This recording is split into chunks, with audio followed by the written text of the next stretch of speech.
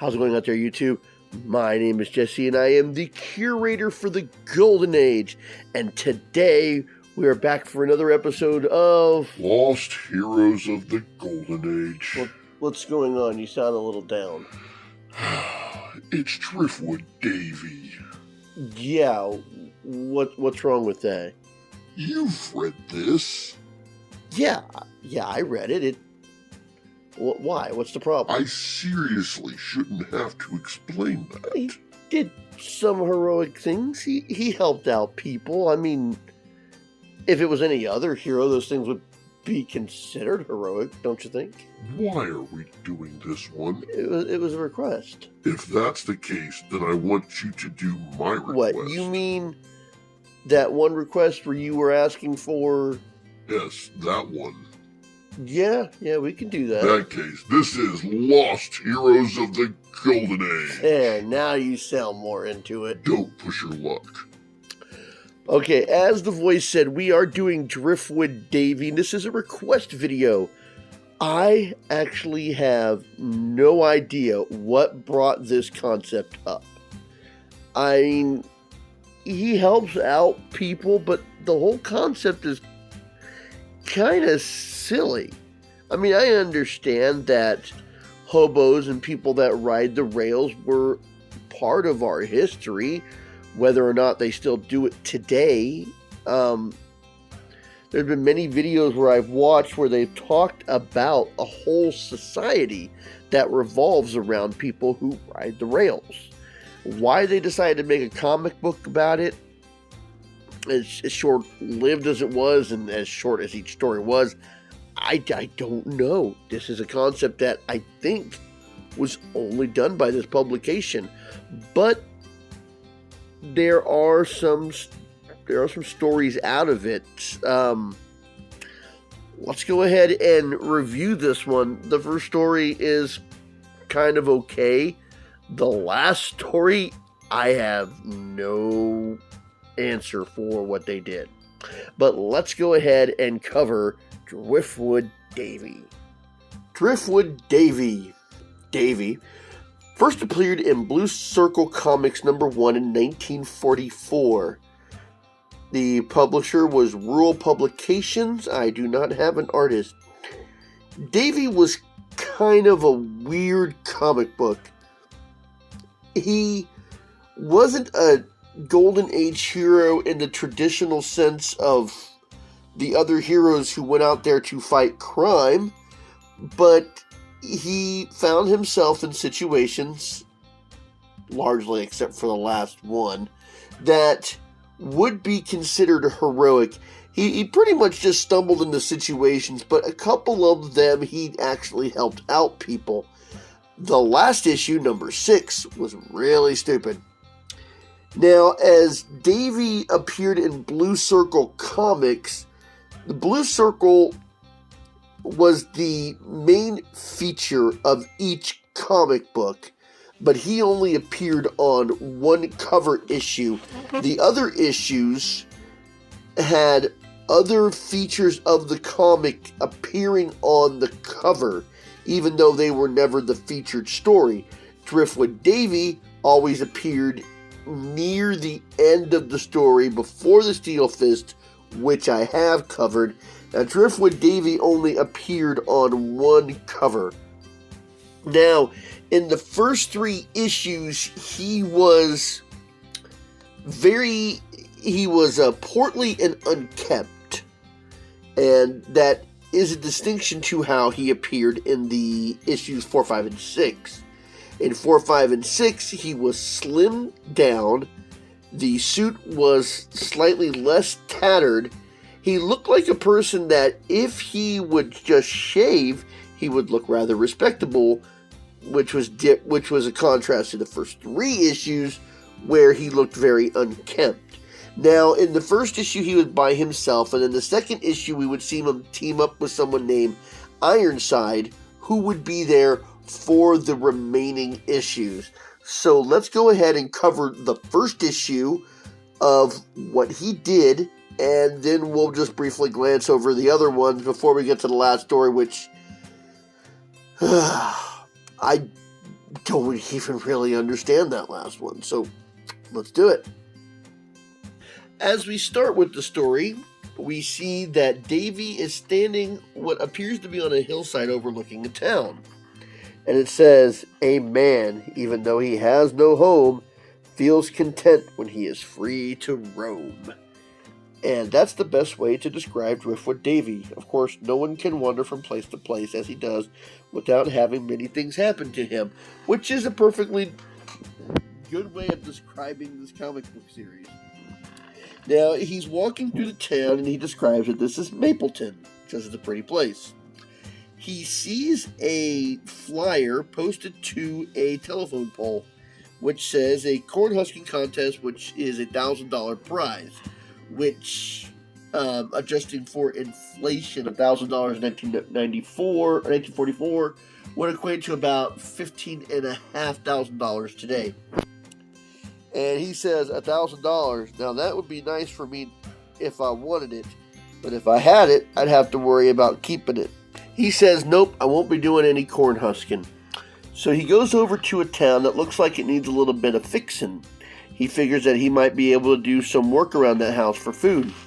He knocks on the door and approaches the old lady with the deal, and she decides that this would be a good deal to go with. I don't know how things work in 1944 in this context, so I'll guess that this is a normal thing. She sets a third table, and he says that he doesn't want to eat until he's done some work.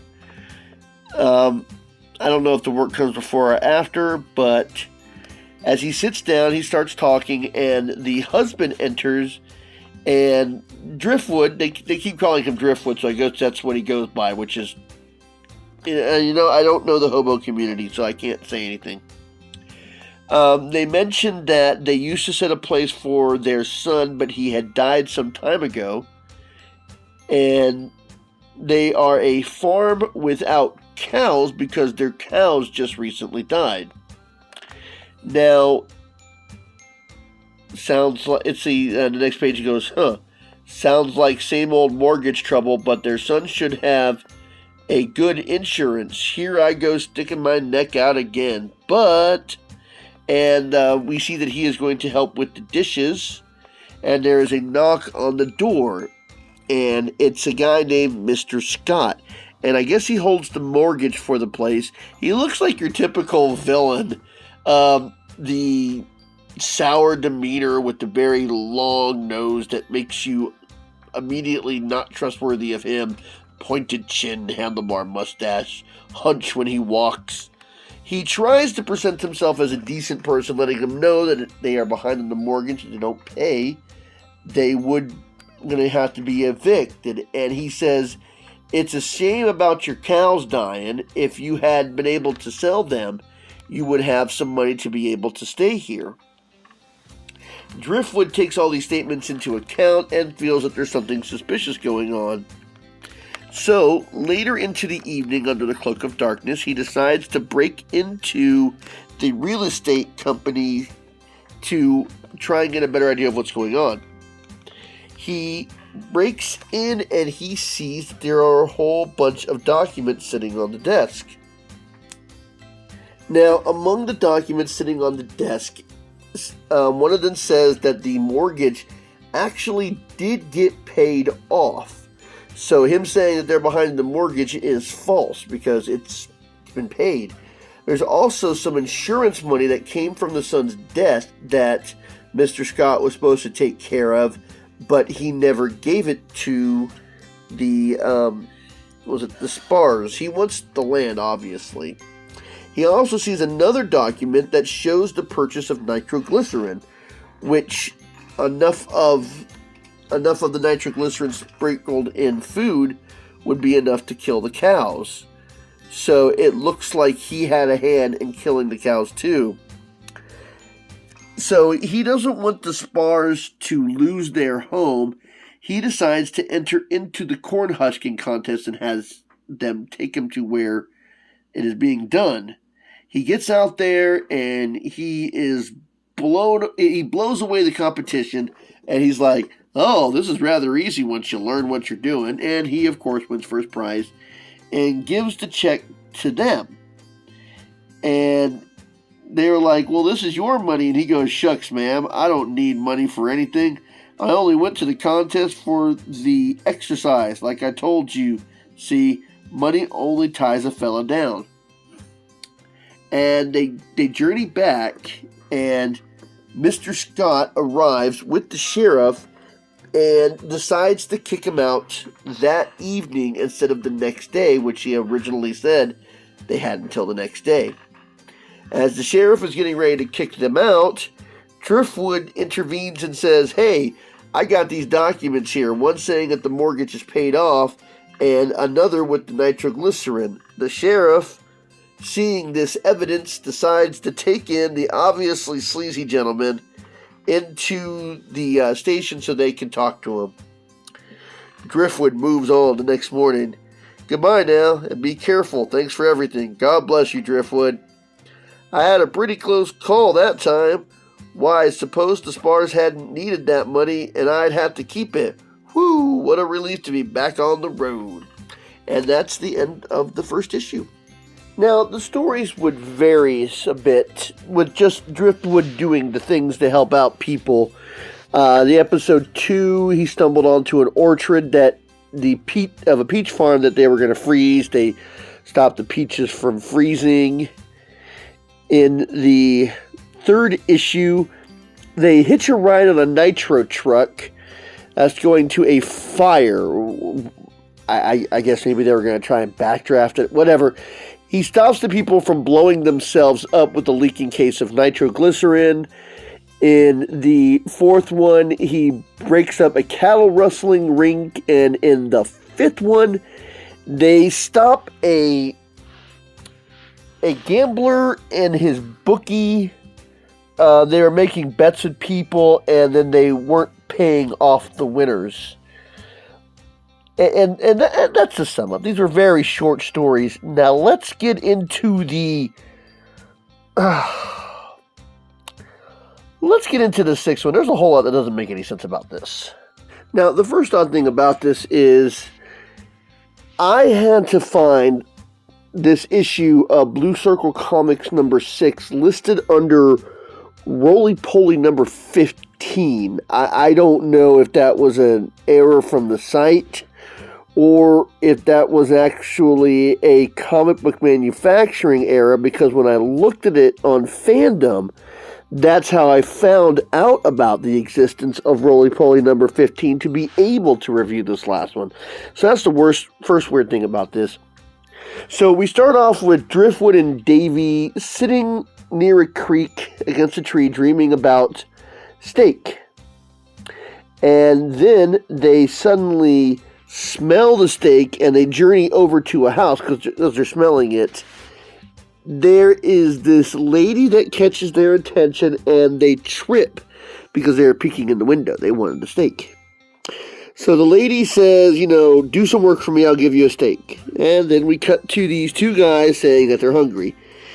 These two guys happen to see Driftwood and Ironhead walking with a steak. And Driftwood says, now that work didn't fatigue us. Besides, look what we have to eat now. Yeah, a luscious steak. Did you hear that, Smokey? So these two guys knock out Driftwood and Ironhead, and they run off with the steak onto a train. They're arguing over the steak, and they accidentally drop it off the plane that goes into the water. Driftwood is saying that it was a lovely steak, and Ironhead was saying, oh, I didn't care for a steak. So Driftwood suddenly gets the idea to go fishing. He catches something. He actually snags the steak. And then he says, hey, you see what I see? The steak. And I guess there are people out on the water, and I said, did you hear that, fellas? A steak. And no points. I have no idea what and no points mean. I guess it's some sort of term. I can't even begin to imagine it. So all these guys want to go get the steak that they fished out of the river. This is a completely stupid scene. You can look at it. And then apparently all these guys go rowing so friggin' fast that they cause a boat collision that makes them all fly off their boats. the fact that they want to go get the stake that belongs to someone else and how they move this fast that they cause a collision to go flying off their boats is completely nonsensical. And this is a 4-page story, and the whole thing is really stupid. And as they're eating the steak, they have a panel for the next comic, and it says, "Good news, Driftwood Davy becomes a 6-page feature starting off with the next issue of Blue Circle comic books," which this last issue didn't even publish in Blue Circle Comics. So that definitely wasn't going to happen. I hope you enjoyed this episode of Lost Heroes. Kind of a weird one. I can't explain that last story still. But I have an interesting coming up for next week, so tune into that one. I think you'll find it very intriguing. So until the next time, I'll be seeing you.